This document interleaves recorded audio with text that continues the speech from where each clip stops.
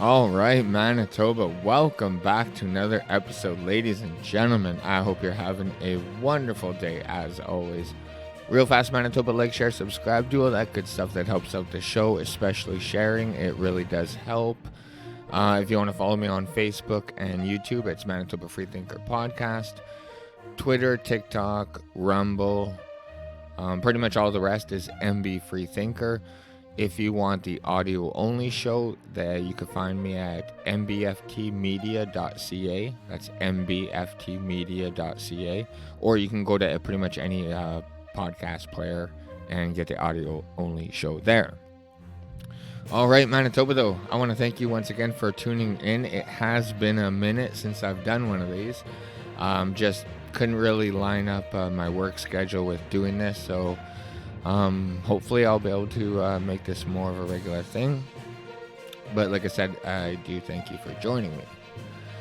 But Manitoba, I'm just going to get right into it. And you know what? Today's show is a perfect theme of why we should want small government and be very weary of giving our government more power.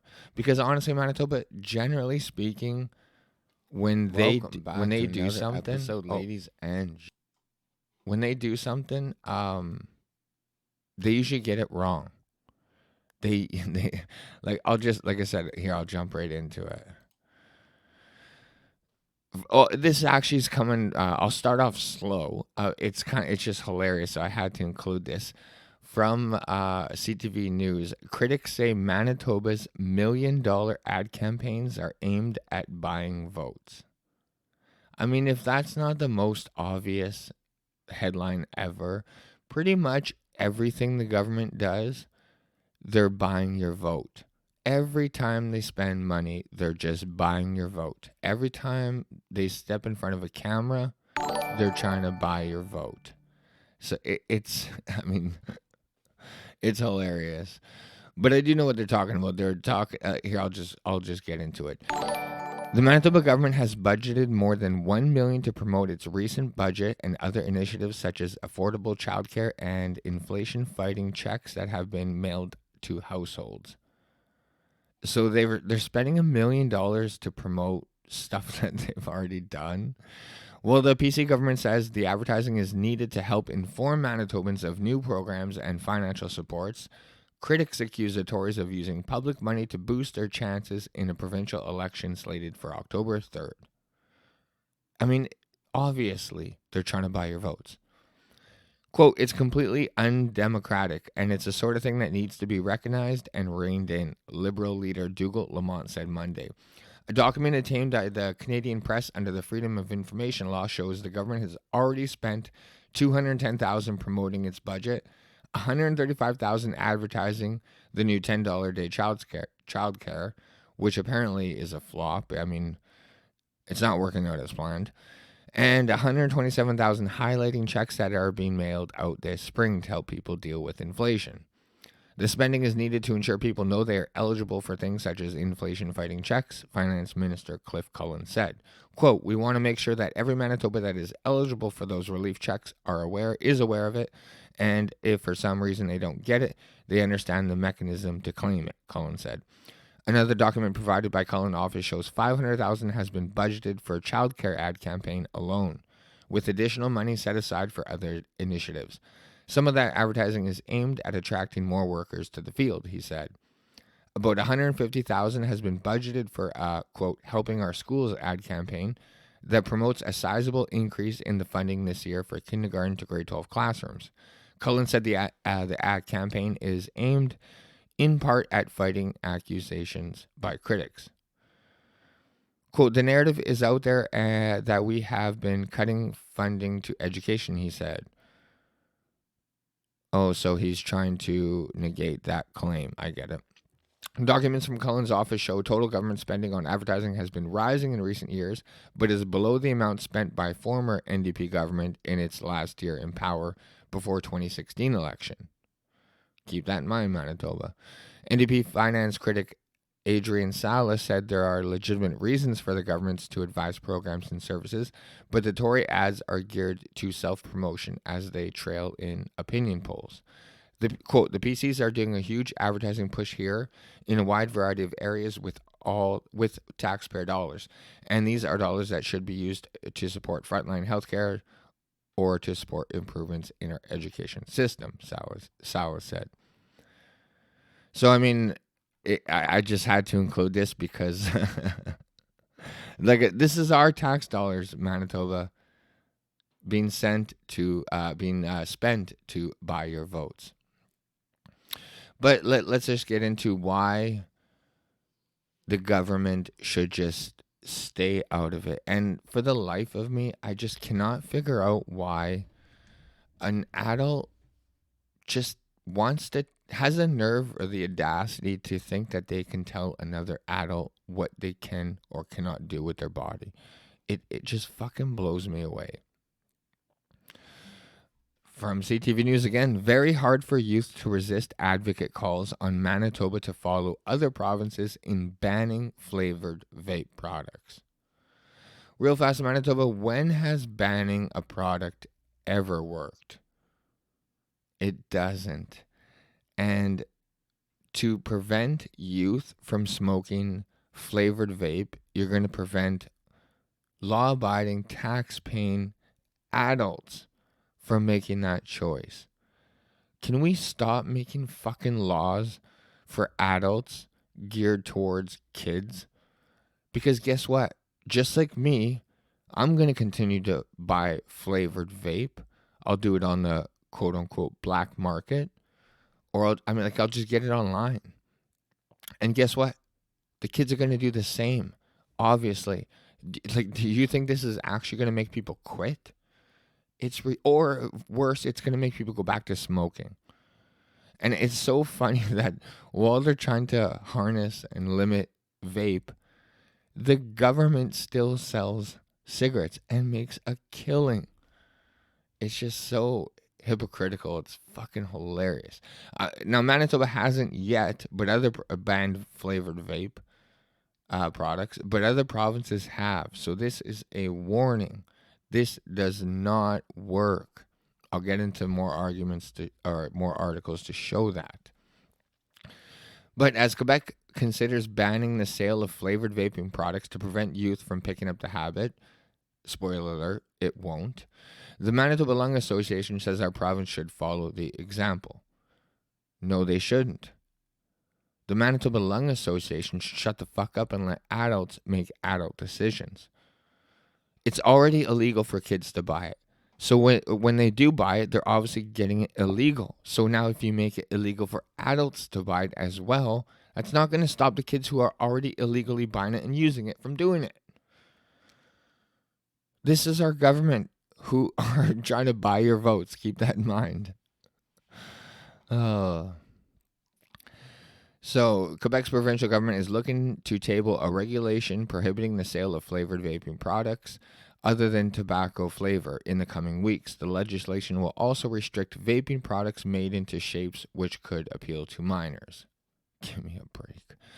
Quote, it's quite heartening to hear that the Quebec government is taking action, said Neil Johnson, president and CEO of Manitoba Lung Association. He said our province has very few regulations on vape flavoring, and the requirement to verify a buyer's age doesn't stop youth from getting products from a friend or family member. Hey, buddy, making it illegal for adults also won't stop youth from getting it. Quote, certainly the regulations are important, but they are not having as wide as an effect. And we feel that the flavors, the very attractive fruit flavors, candy flavors, it's very hard for youth to resist that temptation, said Johnson. How come he's not trying to ban flavored vodka or flavored whiskey? Stats Canada data from 2021 shows 13% of Canadian youth aged 15 to 19 had vaped in the last month. Johnson said vaping does lead to smoking. We do know that youth that vape are more prone to take up smoking down the road, he said. Johnson said vaping products were originally created to help people quit smoking and shouldn't need flavoring for that reason. Quote, it was originally not flavored, it was just bland, just nicotine. The flavors became available after, Johnson said. Quote, and at that point in time, there were no regulations on the manufacturing or import of vape products. The government and regulatory agencies are now playing catch up, end quote. A provincial spokesperson tells CTV News that vaping product regulations fall under federal jurisdiction. Johnson thinks the Manitoba government should be doing more. I think that because it's within the realm of the provincial authorities as well, that they should take appropriate steps in the absence of federal regulation, end quote. Nova Scotia, Prince Edward Island, New Brunswick, and Northwest Territories have already banned all e-cigarette flavors aside from tobacco. And guess what, Manitoba? I work with a bunch of people from Nova Scotia, and a couple guys from here and other provinces just buy a shit ton of flavored vapes and they sell it to the guys. Like I said, Manitoba, this is not going to stop anyone from getting flavored vape. It is just going to create a black market, obviously. Like, I cannot believe in 2023 we're still talking about banning products. Don't believe me? Go talk to this First Nations reserve. From Winnipeg Sun, booze ban on Manitoba First Nation, not the solution, community leaders say. Shocker. You mean banning grown adults from making adult decisions doesn't work? And it's not going to stop whether it be addiction or just the want? A temporary ban on alcohol was recently imposed in one northern Manitoba First Nation to see if banning booze could solve some of the many issues plaguing that community. But community leaders now say a booze ban is not the solution because it only makes people more desperate to go down it makes people more desperate and go to dangerous lengths to get intoxicated. Obviously. According to Nishawashiak, I apologize, Cree Nation, NCN, Chief Angela Levasseur, the remote community located 850 kilometers north of Winnipeg and about 65 km west of Thompson, imposed a total ban on alcohol between March 24 and April 11. NCN residents are typically allowed to bring small amounts of alcohol per person into the community, but during the ban, officials at stops checked all vehicles and confiscated any booze they found before it made its way into NCN. Lavassier now says there were both positive and negatives that came out of the ban and admitted there were a lot of good that came out of it while it was in place. Quote, the RCMP reported that there was a reduction in calls, she said. As well, we saw less people going to the nursing station and a reduction in calls of violence. Again, I don't want to ban a product because other people are going to misuse the product. You know what I mean? Charge those people. Don't make a ban for everyone. Quote, alcohol has been an ongoing issue here and strongly correlates with violent incidents. So seeing those numbers go down was a positive thing, end quote. How about when someone commits a violent crime, you actually throw them in jail and keep them fucking in jail instead of just charging them and releasing them and then 4 months later, especially in these northern communities, 4 or 5 months later, then they stand in front of a judge. And the judge just gives them what? Probation? Time served? Like, how about you start holding the people committing crimes accountable and then stop imposing new laws on law-abiding Canadians, like the gun laws, like alcohol laws, vaping laws. It's so fucking frustrating that in order to solve an issue created by some, you want to impose a law on everyone. Quote, if you get rid of the supply, you still have the demand, she said. We saw people using more harmful substances and chemicals that really are life-threatening, so we really had to consider those negatives, end quote. There it is. If you get rid of the supply, you still have the demand. That doesn't change. She added that if the total alcohol ban were made permanent in NCN, leaders believe people would go to dangerous lengths to get alcohol into the community, both for their own consumption and to sell it to those looking to get their hands on it. And that is just the biggest no-brainer in the world. So, Manitoba, banning things does not work. Okay? Like this lady said, the drive is still there. The demand will still be there. And this is a little bit of a sad story. My heart goes out to especially the father of this one young man. But this is maybe when a time when the government should be getting involved.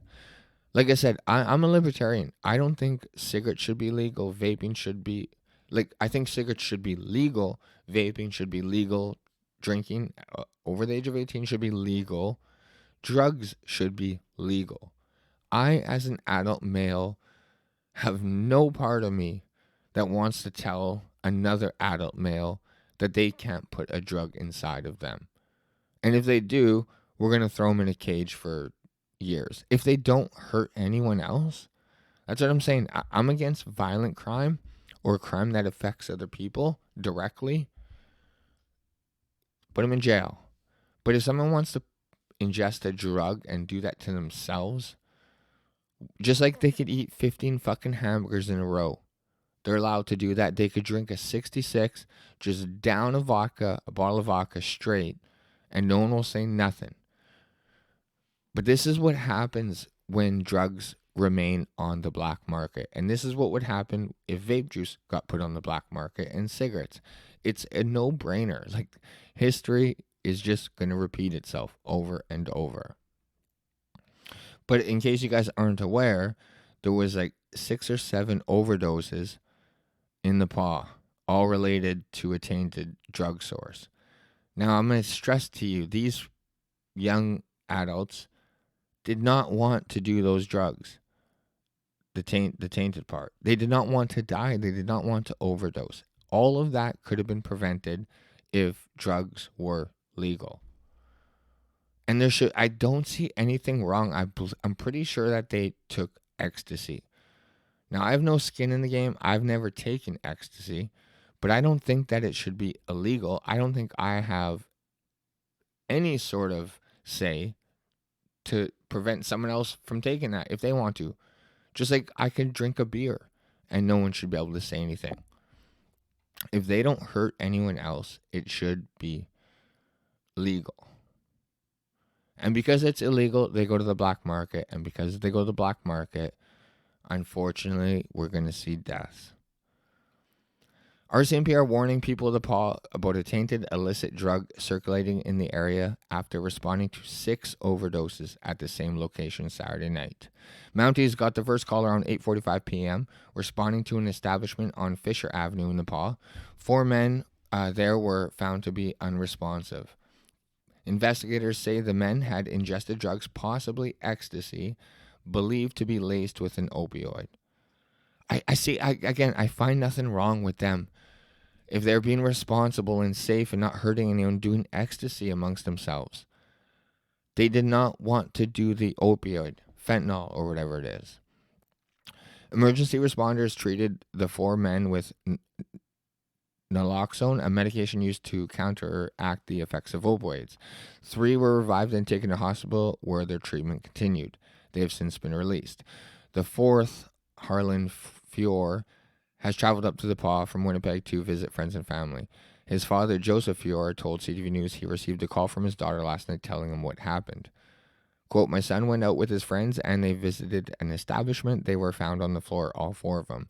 And Fior from outside Brandon Regional Health Center on Sunday. Said Fior, sorry. Fior said the 3 other men who were with his son were treated with naloxone at the scene because they still had a heartbeat. Quote, "My son, however, did not have a heartbeat," he said. So they worked on him in the paw for about 45 minutes plus to get his heart going again. He said that the last 12 hours have been draining. You want to get angry. You want to do all these things when you hear about something like this, said Fior. But first and foremost, is he okay? And right now, he's not. So I believe the family's making the decision to take him off life support because his brain was without activity for an extended period of time. I believe he's brain dead.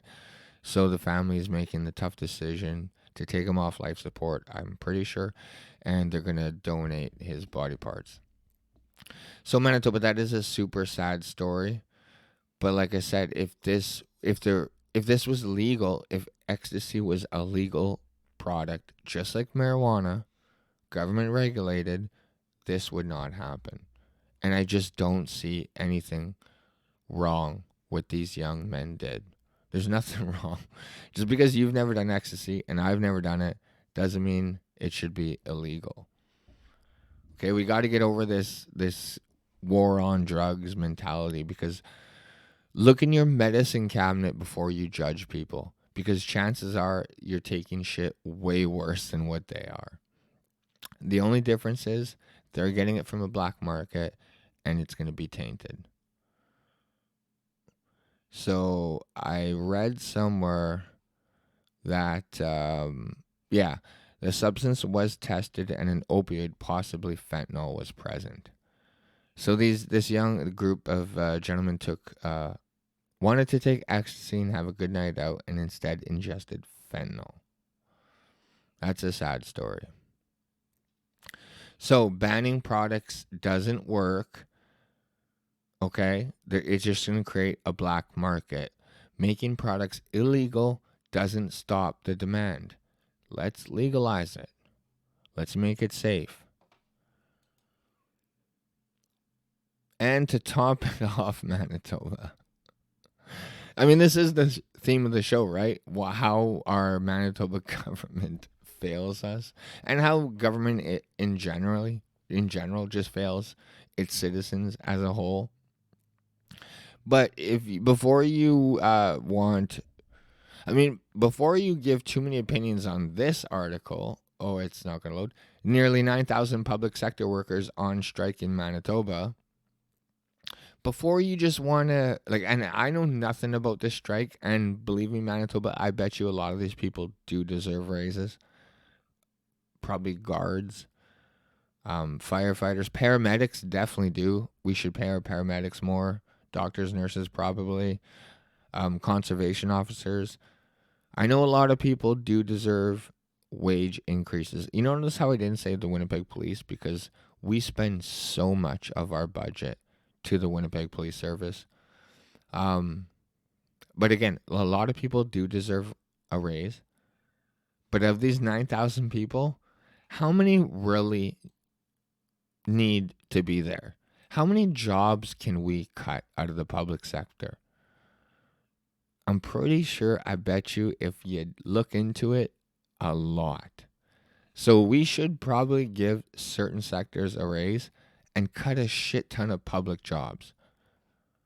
Go find a job in the private sector that's not taking taxpayer money for jobs that probably just don't need to be there. And real fast, Manitoba, one of the things they're fighting for is the ability to work from home. Now, if it saves the taxpayer a shitload of money, I can maybe get on board with that. But for the fact that is an argument that they're arguing, our government employees are arguing to work from home, is mind-blowing to me. To get up and get the fuck to work and do your job. You probably shouldn't even need to be there, but it's so frustrating. So before you just want to give the government and these public sector workers everything, this is what the government does. Advocates speak out over newborn apprehensions in Manitoba. They're in the business of kidnapping kids, apparently. How can you fuck up and take the wrong kid? Fucking unreal. Manitoba's practice of apprehending newborn babies is being criticized after a family recorded a CFS worker taking a young Indigenous mother's baby, even though advocates say she did everything right. Manitoba NDP family critic Nahani Fontaine said earlier this week a young Indigenous woman is in Winnipeg, was preparing to return home from the hospital with her newborn baby. Quote, while waiting for discharge papers and a taxi to go home with baby, Winnipeg Child and Family Services unexpectedly showed up with hospital security to apprehend the baby, Fontaine said during an exchange in the Legislative House. The family were threatened with police if the family did not give up the baby to CFS. Under duress, the family had no choice but to do so. The baby's aunt posted a video of the apprehension on social media earlier this week. The video has since been shared on various social media platforms thousands of times. It prompted outcry online and in Manitoba Ledge, as well as protests outside the Winnipeg Child and Family Service offices. Fontaine demanded answers from the province, saying the mother, who is also under CFS care, had a kinship plan and in place in which she and her baby would live with her adult sister, the baby's aunt. Fontaine said the mother had met all standards and criteria to ensure her baby would come home. No, quote, no matter what Indigenous families do, the level of criticism or concern that's leveled against families in many respects is unwarranted, she said. Here's a family that did everything they were supposed to do, and it still wasn't enough. See, I don't agree, Manitoba, with all the racist claims. I don't think there was anything racist. I think it was incompetence, because I think the majority of time the government gets involved, they're incompetent. Okay, they're all just for them. Remember Article 1. They're just buying your vote. Every single thing they do. And they're just they're sticking their nose in places they don't belong. Are there times when CFS should be involved? Obviously, of course there is. But that should be the very fucking last resort. Having the government come and take a kid away, very last resort. I mean, I don't know. That just wouldn't happen. They would need cops. Let's put it that way. I ain't letting no government institution take my kid away. Put it that way. So, like I said, Manitoba, this is the government. They just want to buy your votes. They want to ban things when they shouldn't. They want to stay far and clear when they should get involved. And this is the result of when you give Manitoba government power. So, Manitoba, I'm just going to keep this episode super short. I was going to read this article, but it's been going on for a week. We all know they're striking. And I don't know too much about it, so I don't want to say yay or nay. But I just know that a shitload of these jobs probably can be just gotten rid of. So either way, Manitoba, I'm just going to cut it short there. So keep this in mind, you know what I mean, when we get closer to October. When they start spouting all the same bullshit that they've been spouting for the last 2 years without any action. Keep that in mind. So like I do a lot of the times, Manitoba, I'm going to end the show off with a plea to at least go check out the Keystone Party in Manitoba. It is the newest party in Manitoba. I'm very excited about them. It does seem like they are a legit grassroots movement party. And like I'm so over the three-headed monster, as in liberals, PCs, and NDP. I'm just gonna pull up their website real fast for you guys.